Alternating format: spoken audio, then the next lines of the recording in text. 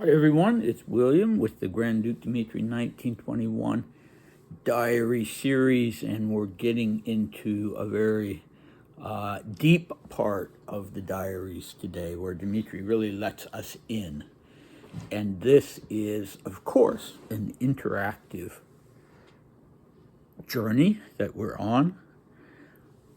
Today happens to be Forgiveness Sunday in the Orthodox Church. So we are called upon to ask the forgiveness of the people in our lives for transgressions, both known and unknown to us. And I think we would all say, if we had a chance, to Dmitri that we forgive him, representing our own time period and our own privilege to look at his diaries. He hasn't asked for our forgiveness, obviously, but maybe it would help if he knew that people in the future would look at him that way, with fondness and with forgiveness. I don't know. It's a nice thought, isn't it? So I have this picture of him here. I actually genuinely don't know how it ended up on my work desk. I must have put it there without even thinking about it. He's looking, obviously it's a posed photo, and he's supposed to look deep and complex and contemplative. But it's genuine in the sense that he really had that side of himself.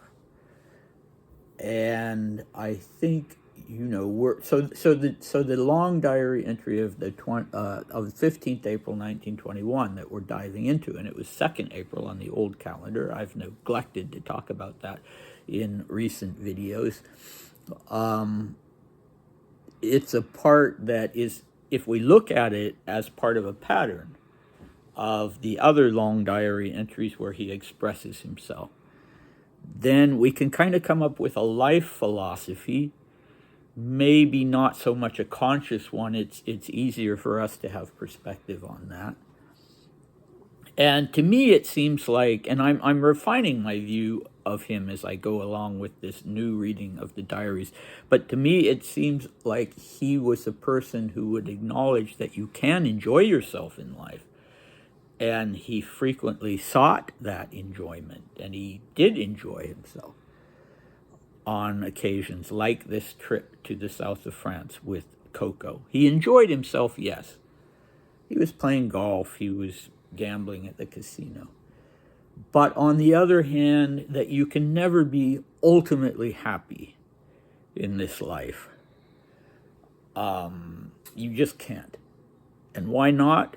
Really because of two things, and this is the part of it that I think, if we were sitting here talking to him, he would acknowledge that that was part of his life philosophy, that human beings on an individual basis can never ultimately be happy, however you want to define that word. They can enjoy themselves, but happiness is something different.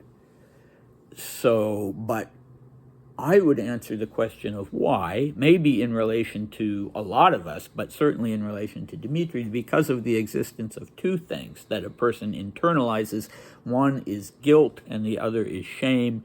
And to a certain extent, of course, they're healthy and constructive things. They're one of the reasons why those of us who have those things are not psychopaths. That and empathy and the ability to feel remorse and to apportion blame when it belongs to us, to accept that it belongs to us. Of course, they become unhealthy and no longer destructive when it's guilt and shame that you can't get out from under, and that are constantly there sort of eating away at you. And it's certainly debatable how much that was the case with Dmitri. This is just my own subjective reading of the diary entries. Maybe it has something to do with me. I feel a little bit of guilt and shame in relation to what I am doing myself with Dmitri. because I don't know that he would have been happy about it. I hope, but I don't know. So we'll talk more about that later. I hope you don't mind me having used the first 5 minutes of the video, which will be undoubtedly a lengthier one than these short ones have been, to talk about that a little bit, because that's one of the ways that I deal with my own guilt and shame in relation to Dmitri, is by saying, well, there's meaning to all of this. These are important issues for all of us to examine, and if we're going to be interested in historical figures and we have the opportunity, then we can justify it to some extent by connecting that person to the universal in the human experience, and by being able to understand them more fully than we would just by looking at the events in their life and probably misinterpreting them. Okay, so we've jumped 2 weeks ahead. The previous diary entry was the 31st of March.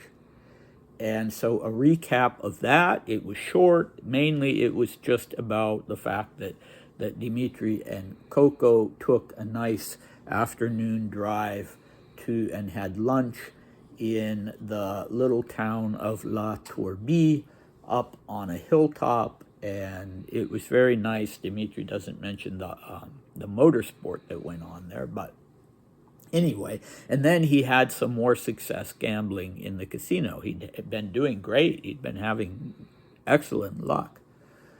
Okay, so our cast today, two people we've already met. Boris, the Russian pronunciation is Boris, and Andrei Vladimirovich, Grand Dukes Boris and Andrei Vladimirovich.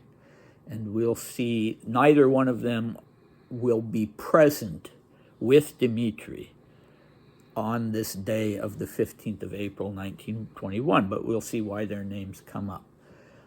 Okay, so 15th of April, 1921 was a Friday, and today we are in Vichy, France, famous, of course, for the Vichy government during the Second World War. We're staying at the Hotel du Parc et Majestic, which still exists, but seems now to be called only the Hotel du Parc. Okay, here we go. My trip with Coco is coming to an end. We've been driving around France for 7 days now, and are planning to be in Paris on the 17th or 18th. I, at any rate, need to be back by the 19th of April, because that's Maria's birthday. It's been very pleasant overall. I particularly enjoyed our time in Monte Carlo, but even so, I couldn't live this way very long. The falsity is crushing me. You see, this is the first time I've had to confront such a situation. I've never had any practice with morganatic collaboration on the left-hand side, like Boris and Andrei. I'm not used to having to think constantly about bumping into acquaintances or hiding my whereabouts. And all these things, when taken together, made me feel terribly abashed. Coco herself clearly felt the same sense of embarrassment, because every time we went to a restaurant, she asked me to go in first and check for acquaintances. It was absolutely obvious that she, too, was particularly anxious not to advertise herself. But she was incredibly naive with respect to our trip overall, because she sincerely hoped that no one would find out that she had left Paris at all, let alone with me. Such a thing can be hidden for a little while, right at the beginning, but I personally never had any illusions on that score, and I am deeply convinced that on my return to Paris, the most asinine gossip will be circulating at my expense. But I don't give a damn. I spit on their gossip. Let them talk. I am also absolutely prepared to face the nastiest possible thing that will be said about me within the Russian community, i.e. that Coco is keeping me.